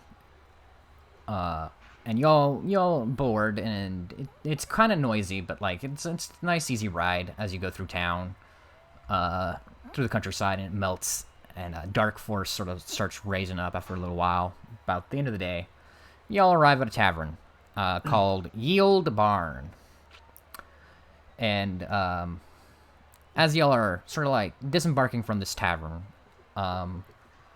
you notice that there is a man just sort of like strolling around outside, and he's wearing this red and gold uniform, kind of similar to well, it's like a polo, and it's red and gold. It's a red and gold polo, and he spots y'all are the first rookies to arrive, so he spots y'all, and he makes his way over to you, and he sort of like looks around, takes stock of y'all, and says, "Hi, my name is Coach Chuck with the Fortune Miners, and I've got a bit of proposition for y'all. Let me see what this proposition is. My name is Carl George Faust, but you can just call me Chuck. I assume you have made it to the training camp for the Himbor Rams. Am I correct here?" Yeah. Yes. Well, I'm here to offer you a bit of just some side money you can make. Don't worry, y'all won't have to. He sort of like shifts this bag he's got on his shoulder. Y'all won't have to do anything illegal or anything. It's quite rather easy business. It's in this bag here. I got some chalk and some pylons. Maybe y'all can do this thing for me. I'll give you about, say, 5 silver shillings each. What I want you to do is make a uninterrupted line around the Yield Barn over there, about the size of a regulation blitzball field. You know it, Barty, right? You know how a blitzball field looks. Yeah, I know what they look like. Yeah. I've seen plenty. I've seen the fields of glass. Yeah, exactly, the beautiful fields of glass. And he sort of like he sort of reaches for a hat that's not there. Anyways, y'all just draw a box outside the tavern and place these 4, and then he like opens up and he pulls out a pylon. Place these 4 pylons on the corners of this box here that y'all are drawing, and it's 5 silver shillings. Like I said, easy money. So just to be sure, we're not surrounding the barn with this box, right? No, We're just, you are. like... You are. That's that's very important to this. That's all you have to do. You just surround the barn with this box, with this chalk, and just place these 4 pylons at the corners. Sure. Let's do it. Sure. Yeah. 5 silver shillings. Let's go. You have anything squishy I could get instead of shillings? He sort of eyes you and he's like, What kind of squishy things do you like there, my fine lizard folk? What kind of squishy things you got? Well, we got. And he pulls out like from his coat. He pulls out a little stress ball that's got like the Fortune Miners on it, like brand on it. It's like a FM and it's red and gold like his uniform. We got these. And he sort of like squeezes it. Does the logo come off? I'm not sure I'm supposed to have contraband from other teams. Oh yeah. No, you just it'll and he just sort of like spits on it and starts rubbing it vigorously, and the logo just easily comes off. Okay. All right, so to be clear, everybody is agreeing to do this. Yeah. Bluff is agreeing, yeah. Okay. Yeah, and as this is happening, the second bus pulls up, and the door opens, and out steps Triple H. He's wearing his sunglasses, and he looks right over you, right over at this group that's gathered, and he says, "Hey, what do you think you're doing over there, you damn dandy?" He's very clearly addressing Chuck, and Chuck just sort of like says, "Oh, huh. No, don't worry about her, Hinker. As far as I know, you're having quite a successful career here with these Rams. You should not be resentful to have not been drafted by my folks. But I'm strictly playing by the rules here. It's absolutely legal to approach unsigned freelancers. They aren't quite yet signed, correct? Yeah. You damn peacock. Whatever. Just get out. Just do your business before Coach Waldo gets here." He's like, "Yeah, fine. And so he turns his attention back to y'all, and says, "All right, so we got ourselves here a deal," and sort of see Triple H go off into the tavern.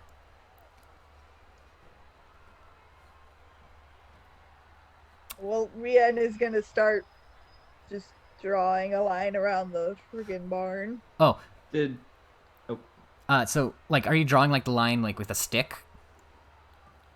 Yeah, they put it on. They like tied it to the bottom of their staff, and they're just walking with Wait, it. my friend, my elven friend, we have a specific chalk for this, and he pulls out a stick of chalk and hands it to you. Use this. Make sure, very, very important, my friend, that you don't interrupt these lines. You don't break these lines. Make sure it's a solid line. All right? All right. Good. Okay. And so he pulls out he hands the stress ball to Blep, and then hands the rest of y'all a bag of money with 5 silver shillings. All right, so y'all did a good job here. Now y'all have a wonderful evening and good luck. And he sort of starts to walk away. Bluff immediately puts the stress ball into his mouth and starts chewing. You just start nom nom. Yeah, not trying to tear it apart, but just chewing. Right. I should have asked what this box does. what? I'm sure it's nothing important. I'm sure we're gonna get in trouble for it. I never get in trouble for anything. You're probably fine. Wait, was anyone else like super suspicious of that guy? No? Why? Yeah. Yeah, so Blep and Barty, or Bart rather, y'all do recognize him as the as one of the assistant coaches for the Fortune Miners. So like and he was correct. Like he could approach you all for business as long as you all aren't signed, and you all haven't technically signed on with the team yet. So y'all are still. I see no problem with what he was doing. He was merely approaching freelance blitz ballers with proposition to place things on field in specific positions. I see no problem with this. Yeah, and I got a cool thing out of it. And he points to They the were ball in his mouth. probably cheating. We probably just helped him cheat. Yes, and remember, it's okay to cheat if you get away with it. Yeah. Okay, but I I just don't gotta- want to be the fall guy, so I'm just gonna pretend it was all you. And they kind of just gesture loosely to Bart. Sure. I'm sure we didn't do anything wrong. And with that, we are going to go ahead and call it here. We have been live now for 2 hours. So we're going to do one more round of plugs. Go ahead and we'll start with our friend here, Ender. So yeah, like I said at the beginning, Twitter handle is Ender_CS2020. If you want to follow me for various TTRPG builds that I do on YouTube, various other gaming stuff, maybe the occasional nerdy thing, feel free to follow me on there. I'm also writing an Among Us fic known as Hostile Environment, hoping to get that published on various platforms soon. So yeah, definitely be on the lookout for that. All right. Magpie. I need to unmute myself. Hi. That would be very important. So I've got my art Twitter account is Hyperion Draws. It's sporadically active depending on how my current situation is. I haven't been posting for a little bit. Hopefully in near-ish future, probably not for another few weeks, I might be posting more frequently as I start getting some things resolved. So that's a potential thing to look out for. If you feel like just following me on Twitter on my regular account, which is all sorts of different things, but fairly active. Final Fantasy XIV is one of the big ones. That is Hyperion Skies. That is on Twitter. Yeah, so I did put for Hyperion and Mr. Puddins, I did put your handles on the display, so go ahead and check them out. Thank you. Excellent, thank you. So I believe that is Puddins, your turn. Oh, yes. Hello, I am Alex, but you can probably just call me Mr. Puddins. It's how everyone knows me. You can follow me there. I talk about RPGs. I post my artsy-fartsy stuff once in a while. I have a good time on there. If you really want to see more of me doing more of this, the actual play stuff, you should check out Chromatic Chimera. It's where I live. I produce like most of the content there. I pretty much help head the whole thing. So you should go check that out. I put the link in the chat. We have our own Zweihander game being our own campaign going on right now on Friday's Bloody Portrait. It is a vampire occult horror set in Renaissance Florence, Italy, using the Zweihander system. So if you like history and Zweihander, definitely come check it out. It's a lot of fun. I am a big fan of it. Just saying. Thank you. Yeah, it's pretty good. The last episode we did this week was fucking wild. Oh, I heard. I saw Anna's messages. Rem, your go. Okay, so if I'm gonna put out that my Twitter is NSFW. I don't have like a safe for work Twitter, but if you want, you can follow me at the Rem. I sometimes post about my personal life. I will post about character ideas I have, but usually I'm reposting things from artists that I really love and that deserve more recognition, things like that. And hopefully soon I will get to run my own streamed D&D game, TTRPG.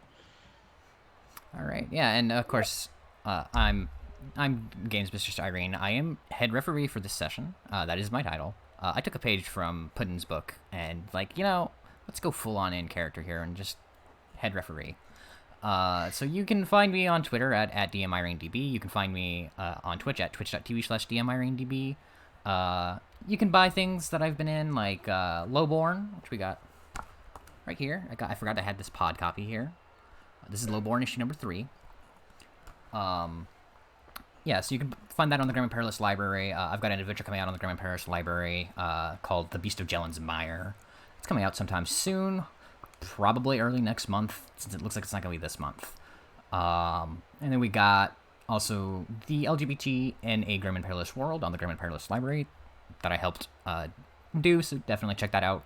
That's an essay. It's an essay if you're interested in like LGBT stuff and history and like that, and how to incorporate that into your own world. Yeah, and you can catch me on Wednesday on Zweihander again with Matt Jowett for the In Between. So other than that, like, y'all have a great night. It was great to have everybody here. Thank you everybody for coming in on a Sunday. We'll be back next week at 3 o'clock, same time. Hopefully, we'll probably be going a little bit longer than this. We're going to probably go, hopefully, for 3 or 4 hours, with a break at the 2-hour mark. So yeah, thank you so much, everybody who showed up tonight, and y'all have a wonderful evening.